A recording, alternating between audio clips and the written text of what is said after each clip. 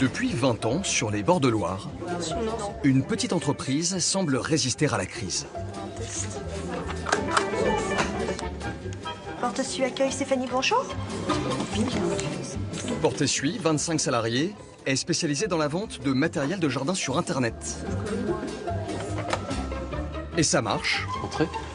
Aujourd'hui, la PME accueille 6 nouvelles recrues.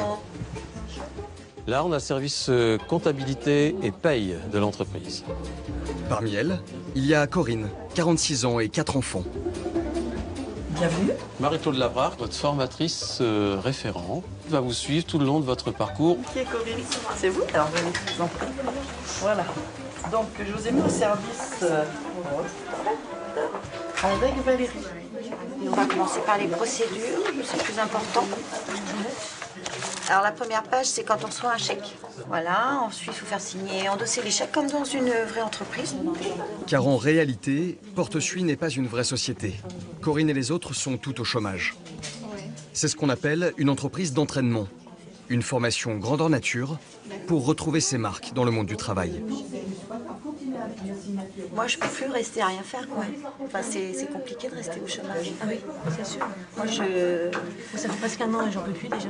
Ouais, bah, moi, je le vis mal aussi, donc c'est vrai que de venir ici, on peut sympathiser. Enfin, je veux dire, voilà. Il y a une vie sociale. Il y a une vie sociale, ouais. Ouais, c'est important. C'est important. Malgré mon parcours, malgré mon âge, malgré plein de choses, j'ai envie de montrer que je suis encore capable.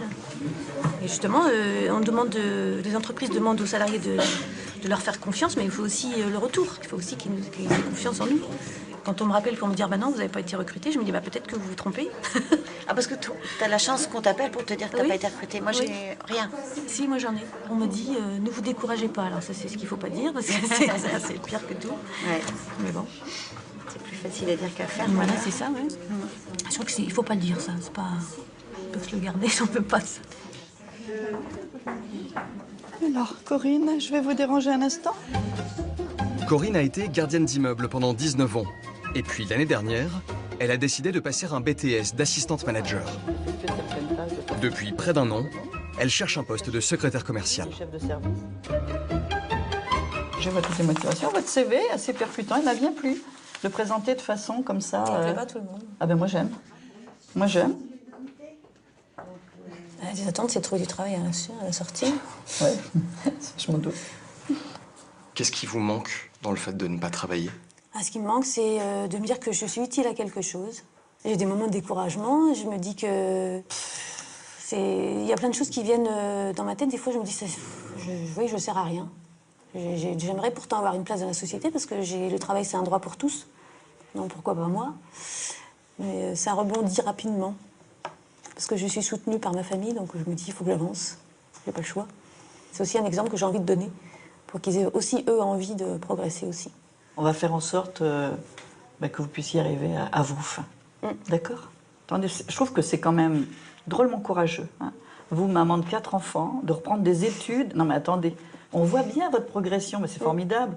Parce que vous, si vous ne trouvez pas de travail, Corinne, je vais m'inquiéter pour plein de gens. Et si ça se fait, ce sera champomis pour tout le monde. Bon, pour l'instant, à la pause, c'est plutôt café. Et colère contre un gouvernement qui n'inverse aucune courbe et qui préfère communiquer sur le contrôle des chômeurs. Ah oui, ça m'énerve, ouais. Ouais, je pense que le pourcentage de gens qui ne cherchent pas par rapport aux gens qui cherchent doit être vraiment largement inférieur. Et c'est un peu dommage de se préoccuper que de ça. Ça cache le reste, en fait. Dans ce temps-là, on ne s'occupe pas du reste. Ça permet de culpabiliser les gens qui sont pour rien.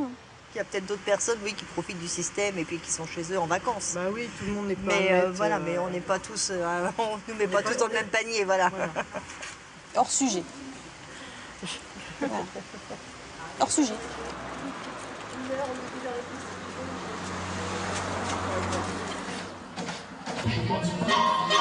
Avancer en équipe, toutes ensemble. C'est la stratégie mise en place par les nouvelles stagiaires de Porte-essuie, l'entreprise pédagogique pour demandeurs d'emploi. Porte-essuie accueille Stéphanie, bonjour. Corinne a commencé sa formation il y a une semaine et prend ses marques avec ses nouvelles collègues.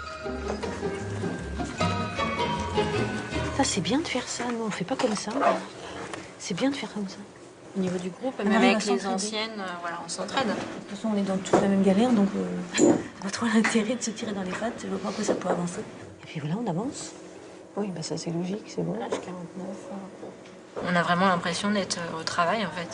On n'a pas l'impression d'arriver en formation, quoi, le matin. C'est ça aussi l'intérêt, c'est être autonome rapidement aussi. Et puis chercher par soi-même. Si on attend que ça viendra pas. Mais ça, c'est comme dans une vraie entreprise, justement. Oui, oui, c'est ça.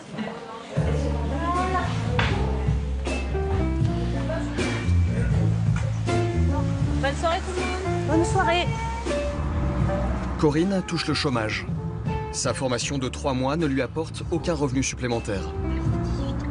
Mais elle gagne en assurance face aux préjugés sur les demandeurs d'emploi.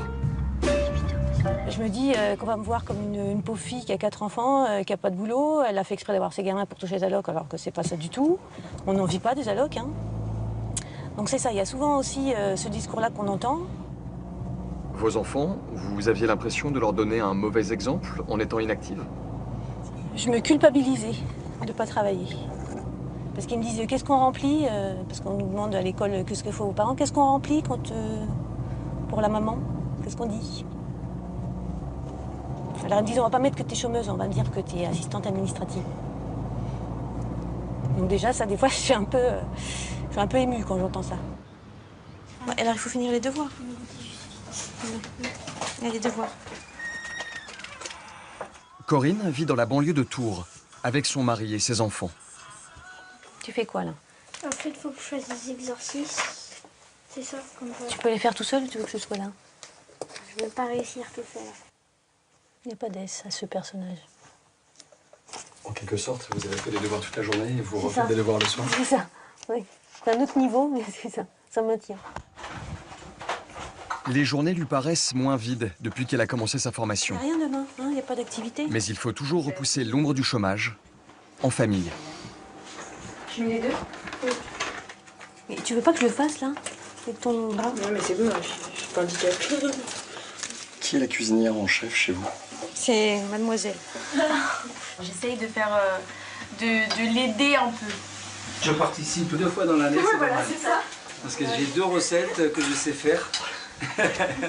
Voilà, je le fais seulement pour l'hiver et pour l'été. Est-ce que ça fait peur d'avoir un de ses parents au chômage? J'avais aucune honte et aucune peur que ma mère soit au chômage. J'étais fière du BTS qu'elle a fait. La seule peur que j'avais, c'est qu'elle pète un plomb et qu'elle déprime, c'est tout. Mais sinon, non. Enfin, c'est pas une honte pour moi que ma mère soit au chômage. Ça fait du bien d'avoir sa famille derrière soi dans ce moment, dans cette période. Ah oui, c'est important, oui. Je me sens pas seule. Je me sens soutenue. Parce que ce que je fais aussi, c'est pour eux. C'est pas que pour moi, c'est pour eux.